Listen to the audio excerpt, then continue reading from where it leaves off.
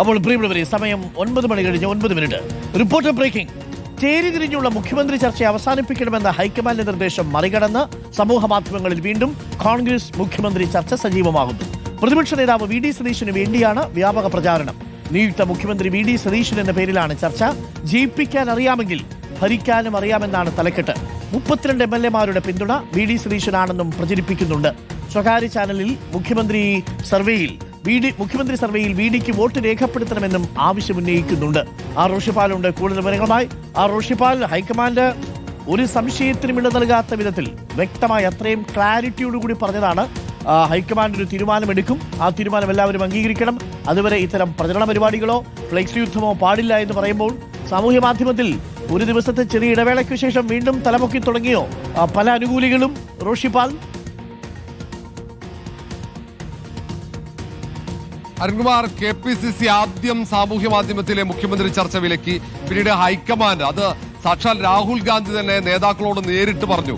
ഈ സാമൂഹ്യ മാധ്യമത്തിലെ ചർച്ചയും തെരുവ് യുദ്ധത്തിലുള്ള അമർഷം നേരിട്ട് രൂക്ഷമായ ഭാഷയിലാണ് രാഹുൽ ഗാന്ധി പ്രകടിപ്പിച്ചത്. എന്നിട്ടും ഒരിടവേള എടുത്ത് വീണ്ടും സാമൂഹ്യ മാധ്യമത്തിൽ മുഖ്യമന്ത്രി ചർച്ച സജീവമാകുകയാണ്. അത് ഏറ്റവും പ്രധാനപ്പെട്ട കാര്യം, പ്രതിപക്ഷ നേതാവ് വി ഡി സതീശന് വേണ്ടിയുള്ള വ്യാപകമായ കാർഡുകൾ മുഖ്യമന്ത്രി വി ഡി സതീശൻ എന്ന നിലയിൽ, നിയുക്ത മുഖ്യമന്ത്രി എന്ന നിലയിലാണ് പ്രചരിക്കുന്നത്. അതിനൊപ്പം തന്നെ 1-2 സ്വകാര്യ ചാനലുകൾ മുഖ്യമന്ത്രി സർവേ വീണ്ടും തുടങ്ങിയിരിക്കുന്നു. ചർച്ചകളൊക്കെ പൂർത്തിയായതിനു ശേഷമാണ് ഈ സർവേ തുടങ്ങിയത്. കഴിഞ്ഞ ദിവസമാണ് ആ സർവേ തുടങ്ങിയത്.